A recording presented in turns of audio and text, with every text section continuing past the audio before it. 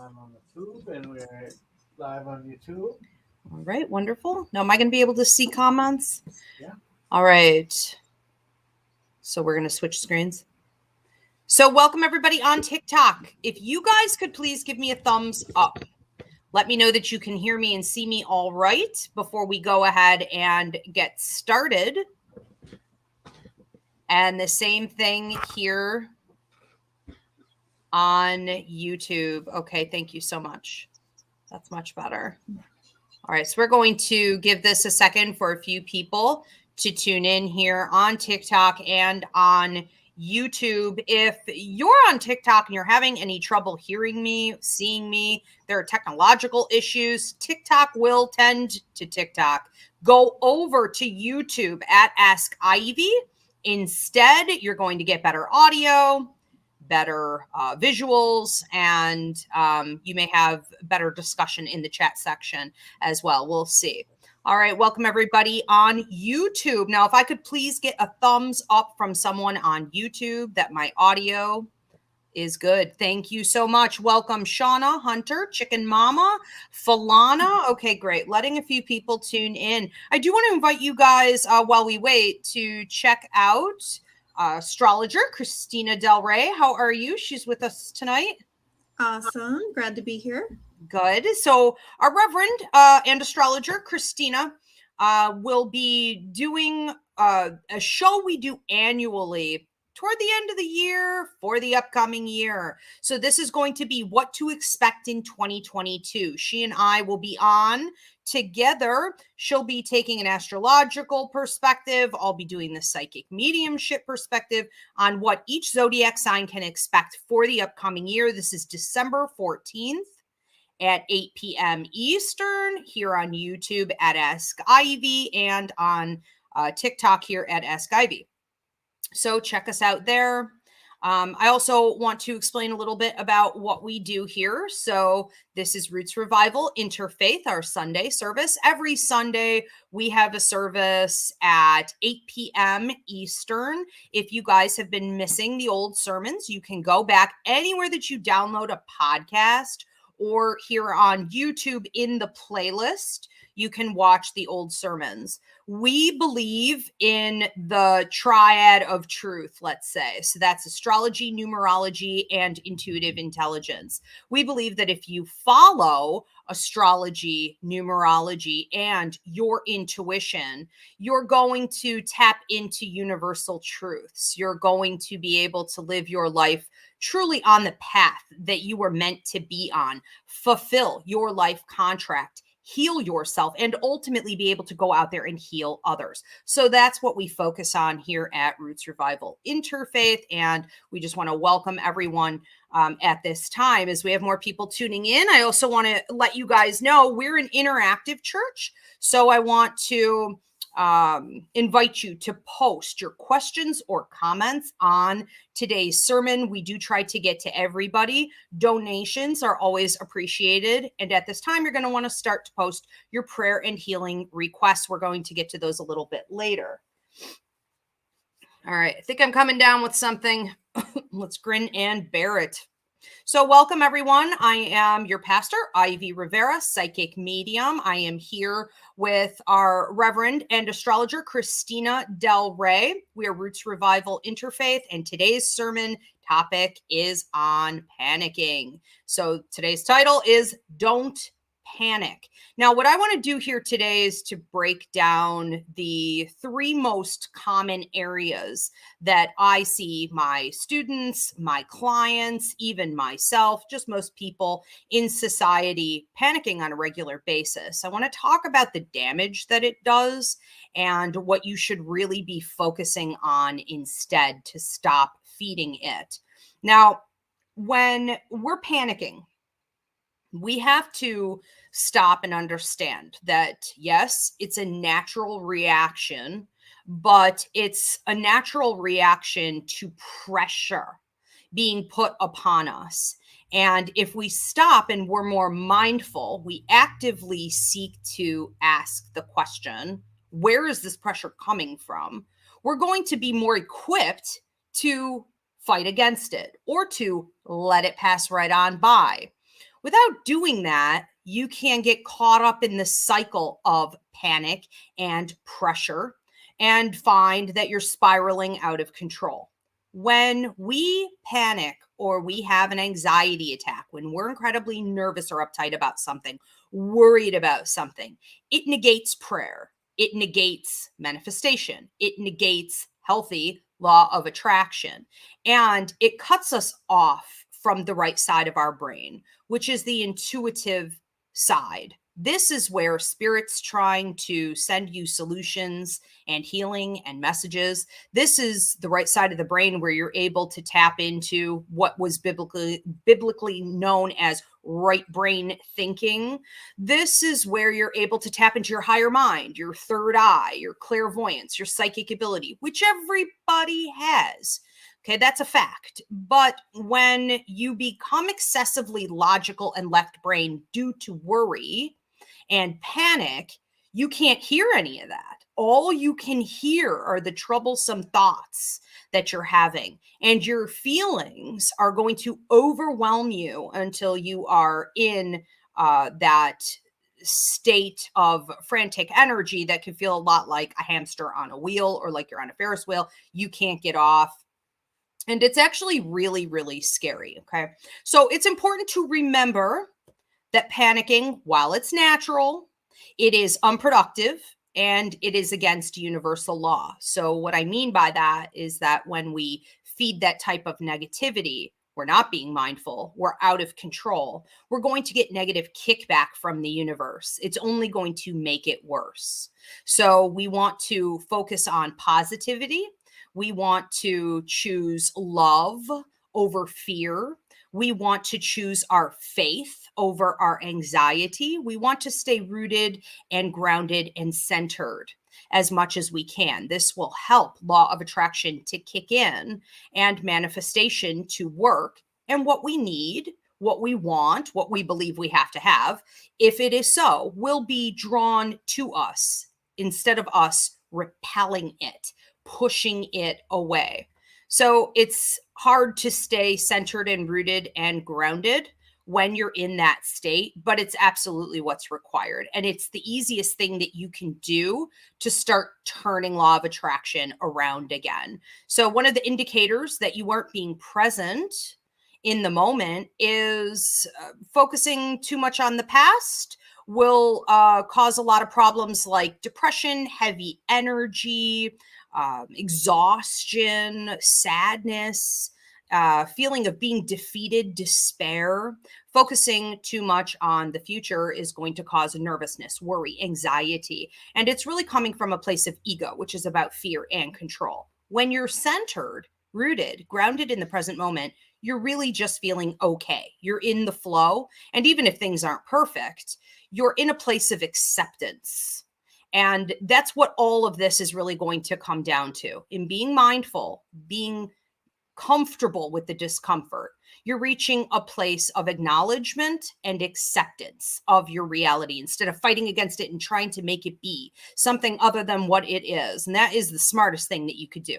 Okay. Allow the universe to start working it out for you. I do want to put in a couple of the old sermons and free mini classes we have here on YouTube at Ask Ivy. So Paul, Reverend Paul, if you could please put in the comment section here, love versus fear. Go back and watch that. That'll help give you some tools. Okay. Intuition versus emotion. Another one is logic versus intuition. And the other one is how to check your ego. Okay, all of those sermons, all of those classes will help to give you tools that you can apply on a daily basis to this problem. Most common areas that I see others suffer in with panic, okay, the number one area is with money. And it's the crippling effects of fearing that you're going to lose what you have or that you're not going to have enough to pay the bills. If you are in some type of a deficit, it's almost feeling like you have to climb out of a hole. like you're in a tunnel with no light. And here in America, especially, the anxiety is off the charts. We are threatened constantly with homelessness. I have been seeing more and more people from around the world come out with videos on how they grew up in other countries that were considered third world. And all they saw on their TVs while they were growing up was, on how they were being rescued by the Americans. But in actuality, the starvation rate here, the hunger rate, the homelessness rate is extraordinarily high, especially for the wealthiest country, the power center of the world, right? Which we're not. So we have been disillusioned. We are being trained to fear at all times that we may not have food, that we may become homeless. And the homelessness rate is skyrocketing and reminding us at all times we could end up like one of those people. So we don't ask for proper pay. We don't receive any kind of medical assistance. We are in a state of chronic despair. And this fear is absolutely crippling the average person's ability to survive in this society. We have to understand again what exactly is the root cause of that pressure that's being put upon you to fear your finances in the way that you do. Okay, so again, examination is key. Being educated is key, and being mindful of where it's coming from is key to fighting it. So let's talk about also bosses, the corporations that you work for. The companies that you work for so often do not appreciate you. I see more and more educators, Christina being one. I see more and more educators coming out and saying, I left the system. I couldn't take the abuse anymore. And it's not just teachers. So many people are realizing that they have PTSD-like symptoms or literal PTSD from being abused by these employers for so many years. When you're told that you're disposable and they could easily replace you with someone else who could do your job at a cheaper rate, which is better for the boss, and you're doing your best, you're killing yourself to be there, you've got nothing to show for it. This is an abusive system, and it is causing the majority of your panic. So keep that in perspective. Another area in regards to finances is not having a savings. And this is a ploy. The wealthy can easily criticize a single mom of 2 or 3 kids who's working 3 or 4 jobs and say, oh, well, she's bumming off the system. She's a mooch. We point at the working class. We point at, the poverty in this country. And we like to say, and around the world, this isn't just America, but the wealthy are easy to point that finger and say that they're lazy, that there's something wrong with these people. When in actuality, you can't possibly create any kind of a real savings for yourself unless life goes perfectly at all times. No one ever needs anything from you. Nothing ever breaks. And you have jobs that actually pay well enough. So we need to be realistic that the wealthy benefit off of that mentality so that things never become balanced. I also wanted to talk about, this is a big one. Okay, the second most common area I see people panicking over is in love, which is interesting, right? That's ironic because there's really no love in fear. There's no love in control. There's no love in ego or debilitating codependency. So we have to remember that in regards to finding a mate, whether you're looking for marriage, you're just looking for a long-term partner, that you are doing it from an authentic place, that you're looking to understand that someone can come in and add to your life and your well-being, and that you can also do that for them, but that there has to be teamness, there has to be a merging, like 2 people who are willing to work together. So when I talk about soulmates, I'm talking about work contracts. And these are rare. most people are grabbing and holding on, gripping at relationships that don't have any type of soulmate connection or any real work contract. These people are not able to function as a team in the day-to-day, and that causes a lot of damage. Now, why do we fight to hold on to relationships that are dysfunctional or toxic, that don't provide any growth? Why are we doing this? Well, I think that the most common categories that I see are because people have agendas. So we maybe want to have a baby. We want to have children, a family. We want to purchase real estate. We want to own a nice house.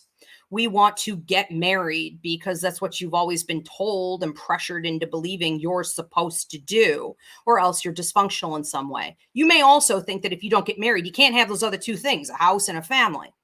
So when we pool these things together, we end up with huge issues and a skyrocketing divorce rate. It just really doesn't work to try to cram all of that in to one relationship, make that one person be all of it for you.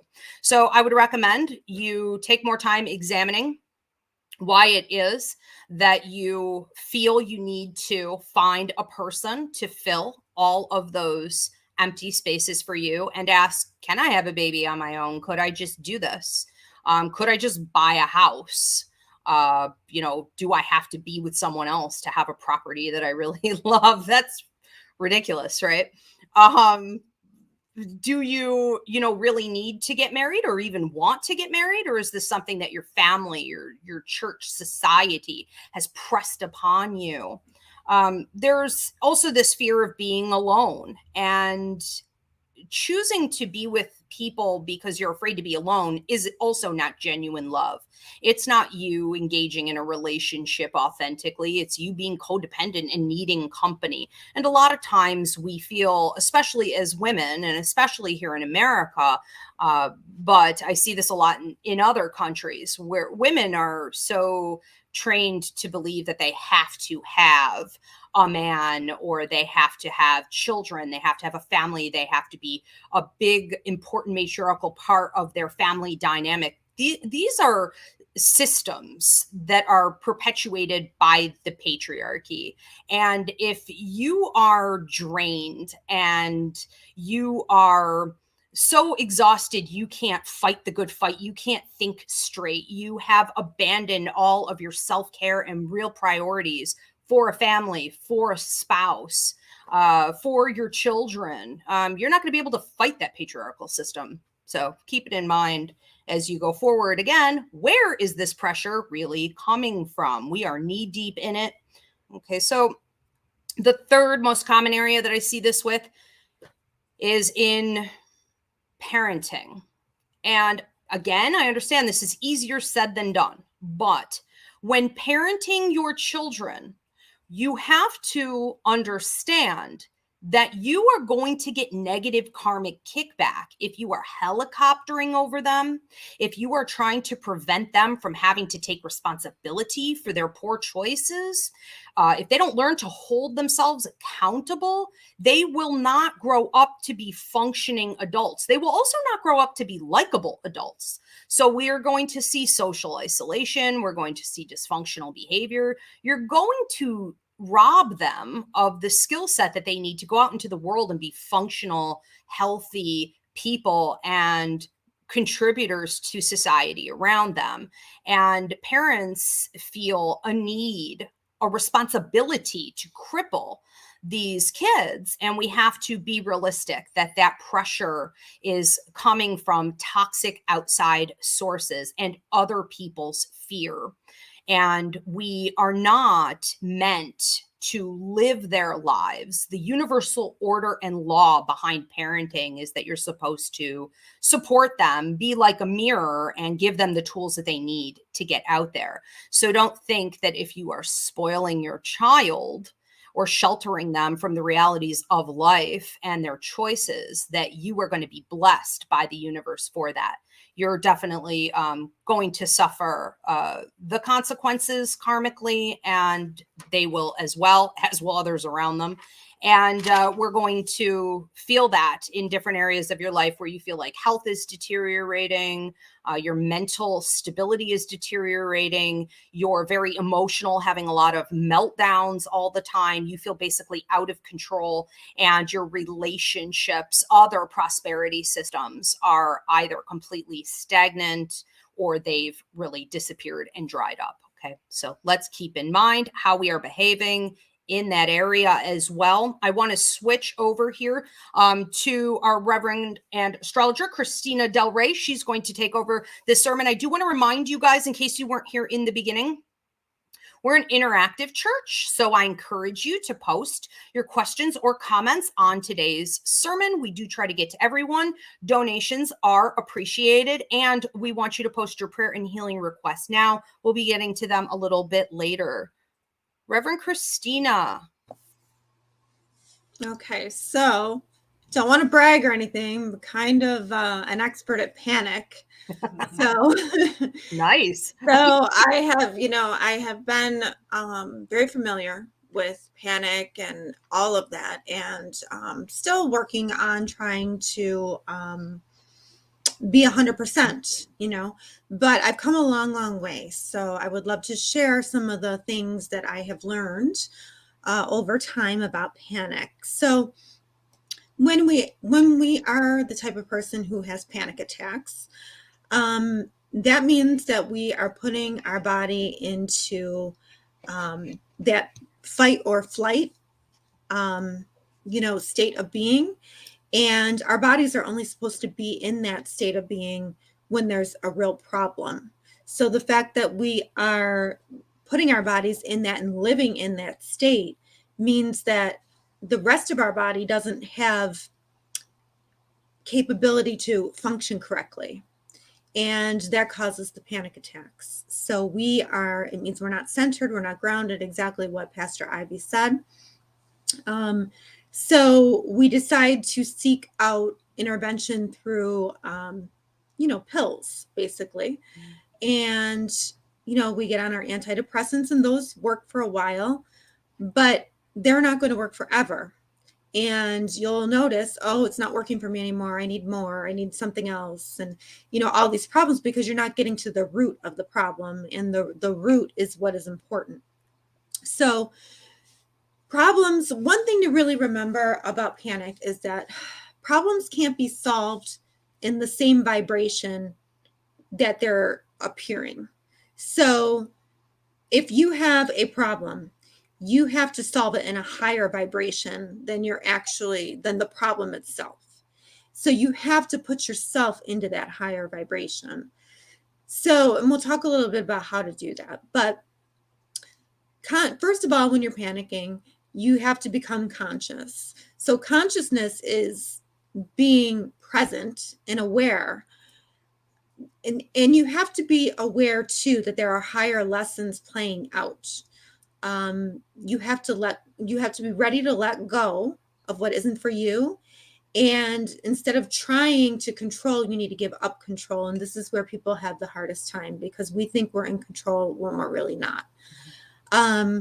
So we have to really get back in America, at least, we have to get back to instincts and intuition combined with consciousness. So if you take your instincts and you take consciousness and you have both of those, they become your intuition, because, instincts by themselves, that could lead you down the wrong road too. But if you have consciousness coupled with that, then you're going to know the right thing to do, what feels right. And to be conscious, you have to be present in the moment. And you have to do this. This can't just be when you in a panic moment. It has to be several times throughout the day. I think about, when I think about people who are not present, they're often in their mind. And if you feel like, I always think of like a balloon, like way out. If your mind is way out here and it's not here, then, you have a problem, and you're not living correctly. You're not present in the present moment. So what you are feeling too, and emotions are basically records of the past. So what happens is every time we feel the emotion of the past event, we're reliving the event, and our body doesn't know the difference between the past and the present. So the body just keeps experiencing it over and over again, and that stress, and that eventually will lead to the shutdown of other, problems in the body. So your job is to trust the universe. So you really have to feel with your instincts and your consciousness, you really have to feel like the universe has your back. You have to start trusting it. So this is what I have been working on. And those of you who have been with us for a long time, you know this. And one thing that I do is I immediately try to accept what is, even if you don't like it. You say, okay, this is how it is. You may not like it, but this is what it is. The minute we start to reject what's happening, that's control. So we're trying to control it. So immediately we accept it. Number one, accept what is. And if you are in that moment, you're like, okay, what is this showing me? Number two, and if you have time, I try to raise my vibration. So there's a few ways that you can do this. You can do this through elevated emotions, right? What's happening in the present moment has you feeling really crappy, but you have to feel greater than that. So I might have to send love to my heart. You might not really be in the mood for that either, but you have to raise your vibration. So you can do it through elevated emotions. You can do it through exercise. You can do it through yoga.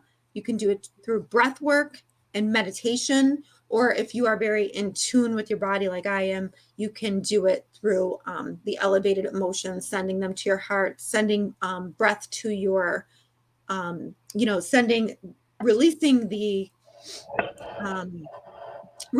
negative vibrations and pulling them up higher. Now, you're going to have to do that either after you take an action or before you take an action. But the next thing you have to do is take an action. So, not responding is still an action. So if there's something that needs to be done, then you do that. And then you surrender it because you don't have control anyway. You did what you could, you controlled what you could, and then you have to surrender it. So you're doing your best, you're surrendering the rest.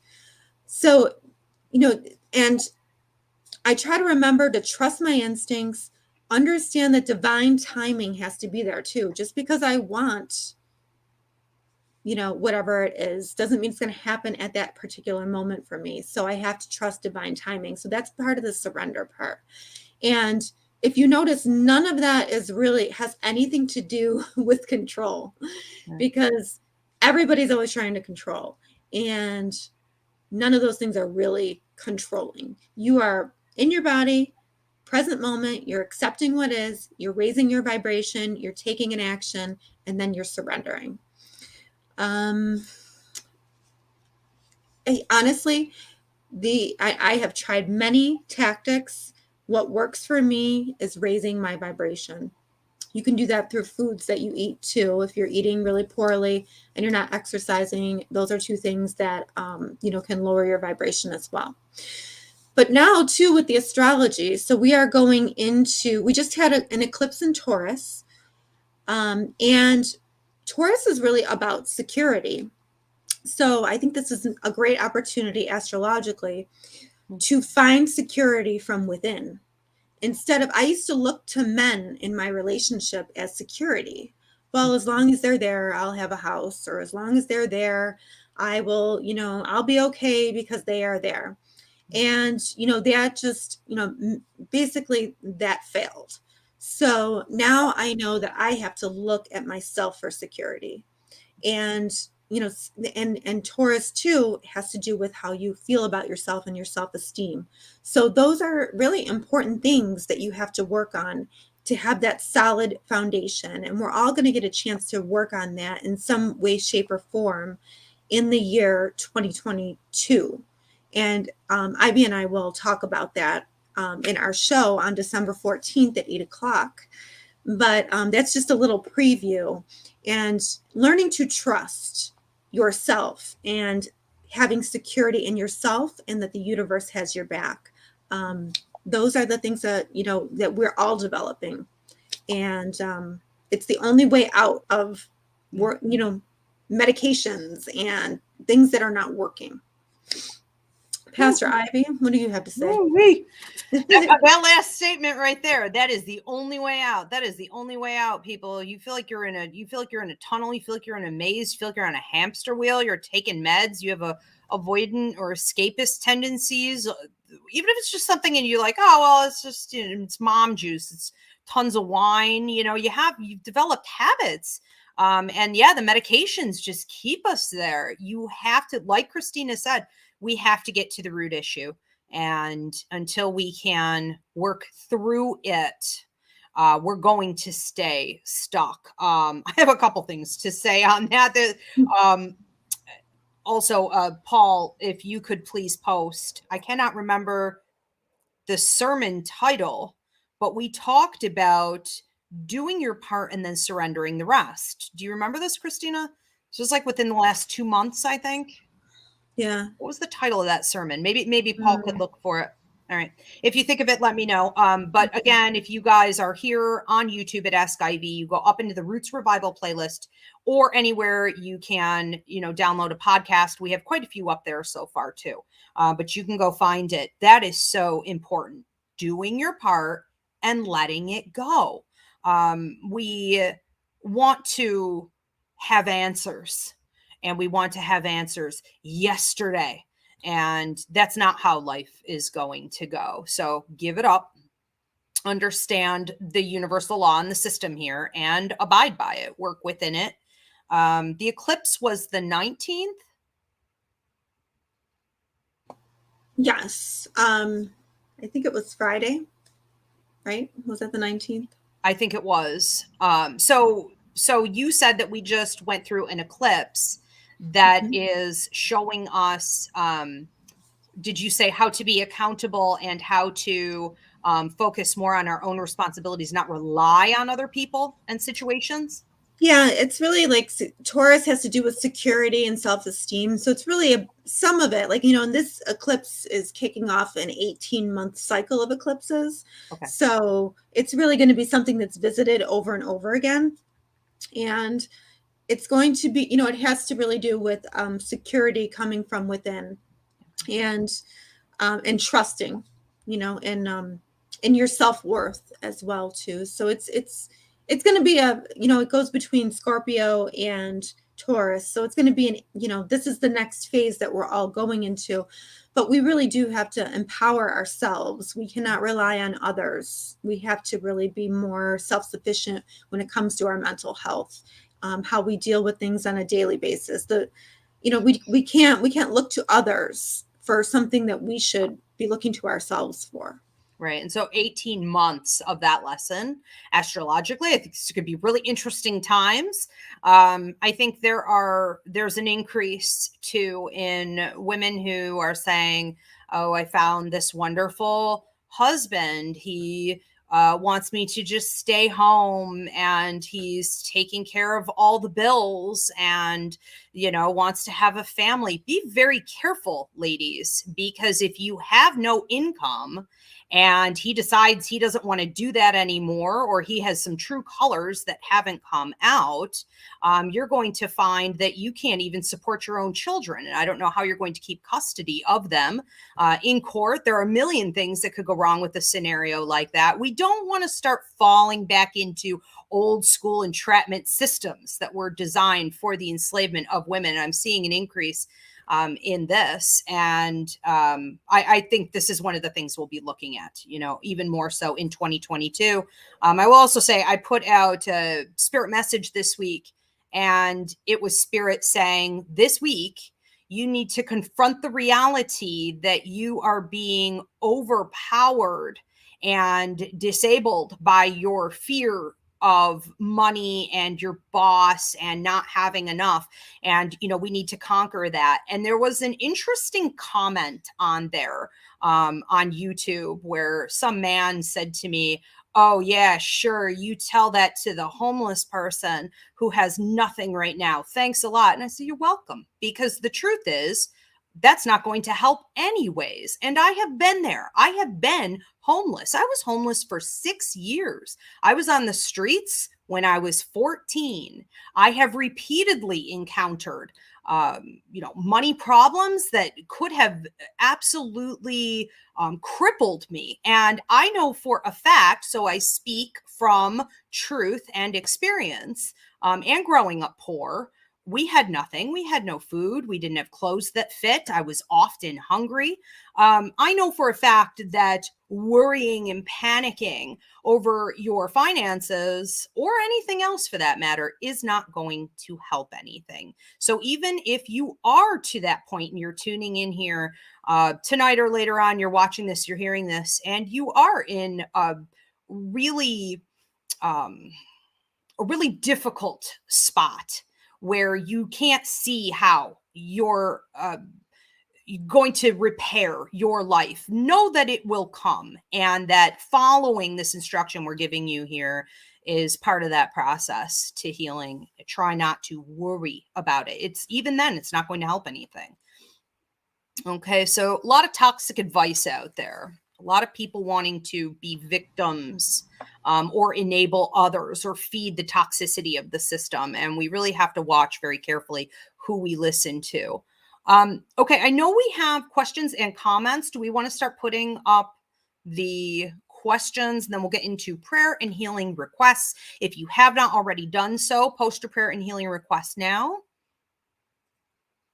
All right, so we have Shauna Flint says, panic attacks I've grown up with, having run throughout my family. Fortunately, I've learned there's no real control, but to train the brain to reroute the thoughts and grounding myself stops that. Christina, did you want to speak on that? Oh, she also says stepping out in nature, walking, or even just standing outside, taking a deep breath of fresh air, always works to ground myself and calm the panic as well. Okay, can I see the first part of that again? I love the stepping out into nature because that is the best time to meditate, to become grounded. So that's like perfect. Yes, I have it in my family as well. And it's like you have to really do what works for you. And I'm still learning that every single day. I think it's consistency, consistent practice. I am learning a bunch of manifesting techniques, things when that's what the vibrational stuff comes, because if your vibration is higher, even though you're in a low vibration situation, you're raising your vibration. So you're going to attract higher vibrational people and higher vibrational opportunities to you. Mm-hmm. So, okay, yeah, I right now, maybe I don't have a house, or maybe I don't have anywhere to live, but you know what? I have love in my heart. I have, I meditated today. I connected with the universe. I am, these are all things, I put it out to the universe what I need. I was specific. These are all things that work together, and it's faith. It's really faith. But you can't, if you're going to be in that lower vibration and you're going to complain and be like, well, I'm just going to be just like my aunt who never comes out of the house or something like that, then you're not going to ever get anywhere. You're going to stay stagnant. So yeah, I love that Shauna, helps herself, and she found what works for her, and, does that consistently. So that's great. And so much of this is generational, and you really are breaking generational curses. 100%. I'm breaking them. Creating, 100% breaking the system and allowing for your children or other people around you, right? All of that is going to lead to future generations who learn to do the same thing. So it's incredibly empowering for others. I will also say that being able to take a moment when you recognize, don't let it get super out of control. The minute you recognize that it's happening, that you're becoming worried, you're over controlling, you're not accepting something, you're out of the flow, it's good to go in and immediately talk to your joy guide. Your joy guide is your spiritual development guide. This is also the guide that watches over your mental and emotional well-being. Say to your joy guide, can you help me with this? I'm looking to connect with you right now to get more centered, rooted, and grounded. Watch how the universe helps you out. But also in that moment, you have to commit yourself to staying in your own energy. And we just did a sermon a few weeks ago. You guys could see this in the playlist too, where we talked about staying in your own energy. Often panic is coming from putting out too much energy, over absorbing other people's energy, taking in too much information from your atmosphere, the toxicity around you. That can really throw you too. And that's a somewhat easier fix to stopping the panic. Do we have other questions or comments? Or are we moving on to prayer requests? Okay, we do. So we have another question here from Jill. I was spinning out of control at work this week, and I felt the panic setting in. I took myself offline for 2 minutes, grounded myself, took some breaths. I reset. My guides were right there. I was amazed. It only took 2 minutes to let go of the control that was causing the panic. Okay, I went back online and was much more grounded. So I like how she said that. It only took 2 minutes to connect with my guides, to regroup, get grounded, and to let go of the control that was causing the panic. Yep. Yeah, I love that. Like I love that Jill knew to do that and not just totally freak out. Because how many people that you can all think of people at work who would go out there, take their anger and their panic on out on somebody else that didn't deserve it, totally freak out, be a total nutcase. You know what I mean? And we've probably all been there. I know I've been there. So, the fact that we're even conscious of this and are trying to have a solution for it, I mean, that just really speaks to taking control and being secure within yourself and empowering yourself. So that's awesome. Yeah, kudos, Jill. And to everyone who's being more mindful, we need to stop more often and pat ourselves on the back. That's no little triumph. That's a big deal. Do we have another one?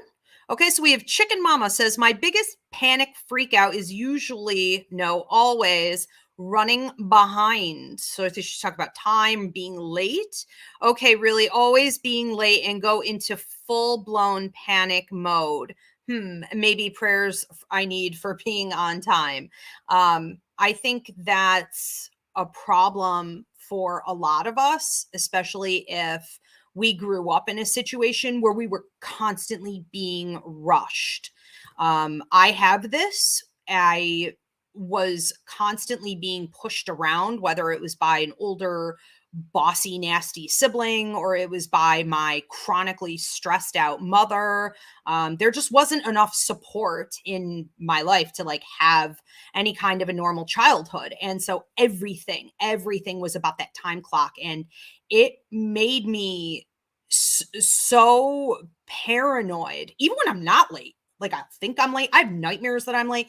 It really is. I wonder if it's its own disorder, in itself. But I think that in this country, we are so just ground, into the dirt to live and die by that time clock. We don't get enough sleep. We believe wholeheartedly that time is money, and the amount of pressure that the clock puts on us throughout our entire lives is something that even Spirit talks about from the other side after death. Countless deceased loved ones and ancestors come through and they say, I'll tell you one thing I'm happy to be rid of is that time clock. And they will tell the client, I wish I had mastered it when I was on earth, and I want you to master it because you're suffering from it too. And again, a lot of that's generational, but we have to master the clock. We have to find ways that we can feel more comfortable with the reality of being on earth and needing to use time, and to understand, again, the triggers around us are that society is crushing us with the pressure of it, try to be more prepared ahead of time. I will make sure that I am the day of not pumping my gas. I am not picking out the outfit because that never goes well. I'm not allowing for a backup of work that I have to do to come right before I have to like go, live with a show, or I have to do an event. I have to do something important because I know I want to be focused. I don't want to be, I don't want to have my attention torn in another direction. There are a million things that you can do to kind of work with it more and prepare yourself so you're not getting as bullied. But ultimately, I think it's really dissecting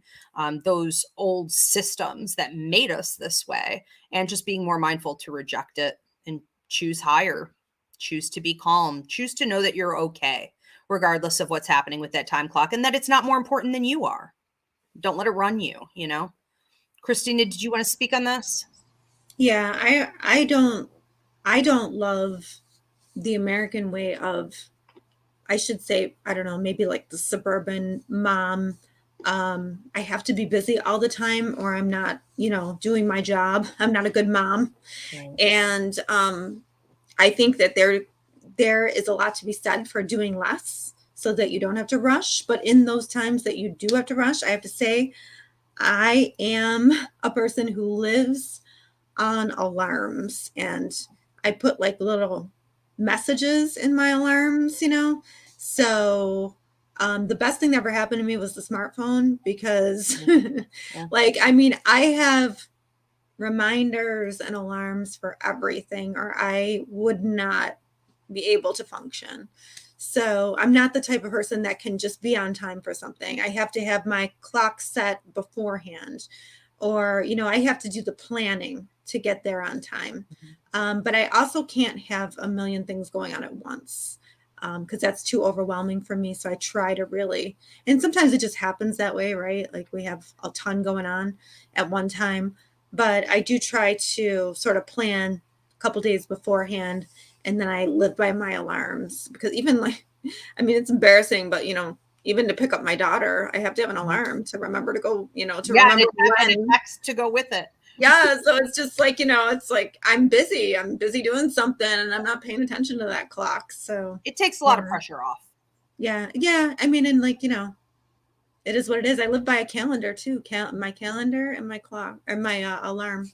So yeah, for sure. And I think that, I think too, that if you are one of those people that has issues with time and the pressure of the time clock, you may, really need to honor more the days when you don't have to abide by the time clock. On my days off, I have no idea what's going on. I have no idea what month, year, hour it is. I could not possibly figure it out if I needed to. And I need that. I need to escape, so allow yourself to flow and just let it go on when you can. Do we have any more questions or comments? Okay, so we are going to get into the prayer and healing requests. I do ask that everybody please join in, pray for, support each other, manifest for each other at this time. Holy Spirit, we thank you for being with us today and always. We are so grateful for all the guidance that you give, for all these universal truths that are not so hidden all around us all the time, coming up more and more frequently.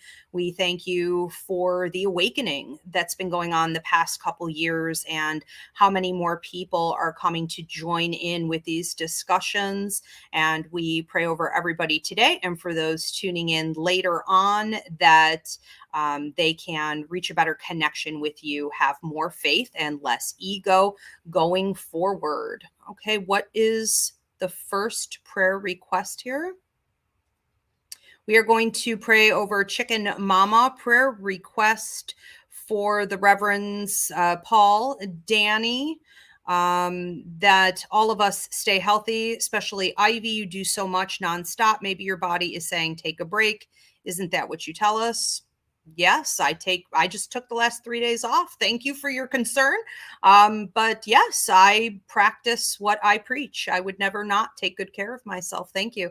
But yes, prayers over all of us reverends who work so much, and prayers over Chicken Mama for continued health and protection. From Sydney, prayer that I find reliable transportation to and from work this winter. Okay.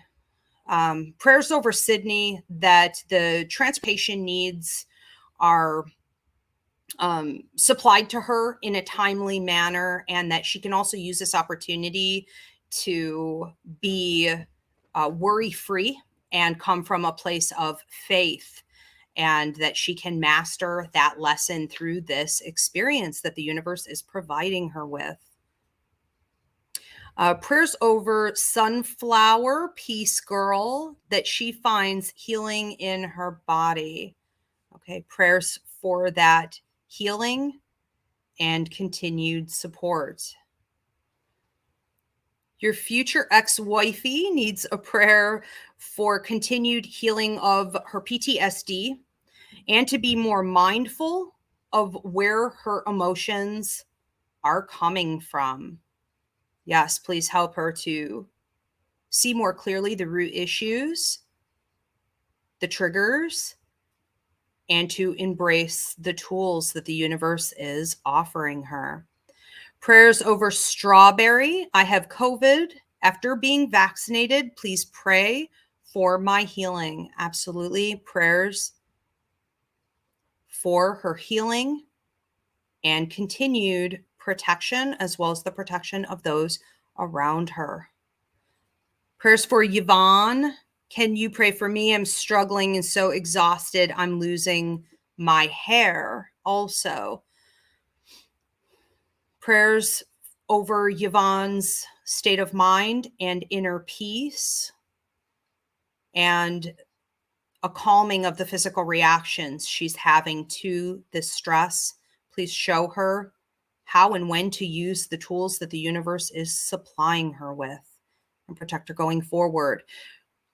Prayers for Jill over her parents who had carbon monoxide poisoning this week. Oh my gosh. Okay, so prayers over Jill's parents, that this gets cleansed from their system, that they recover fully, and for their continued health and protection. Prayers over Perla for her inner healing to be with ease and divine love. Okay. Prayers over Perla that she can receive that love, continue to heal herself, and that she will also be able to give this healing and wisdom out to others. All right, Christina, is there anything that you wanted to add to this today? I just want to say a blessing for my friend Cammie's husband, who's in the hospital for an unknown amount of time, but we want to pray that he is completely healed. Amen. And I just want to say a special prayer over everyone who is suffering, especially from the financial distress that we spoke of earlier, typical to see, but also those that have been bold enough to leave their toxic jobs and to start a new and better life for themselves. I just pray that they are able to take advantage of the opportunities the universe is supporting them with, that they can see clearly what they should be doing, live more truthfully on their life path, and set a great example for future generations, all of us going forward, to live healthier, more balanced lives, especially in regards to our resources. Okay, we do have one more prayer request. Just want to add on here. Prayer request for Jem. Prayers for Lewis and his son who are going through custody issues. All right, prayers of protection and good karma coming their way as they deal with this battle, and also that things are dealt with in a timely manner and that they could do so with more faith and less worry. All right. Amen. Thank you, everyone, for tuning in. Again, if you want to watch old sermons, you can go here on YouTube at Ask Ivy, up in the playlist under Roots, Revival, Interfaith, or anywhere that you can download a podcast. We have some, not all, up there. And we will see you guys next Sunday again here on TikTok and YouTube at 8 p.m. Eastern. Thank you, Reverend Christina. Thank you, Reverend Paul. Thank you. It's awesome. Thanks, Spirit. Everybody have a great week.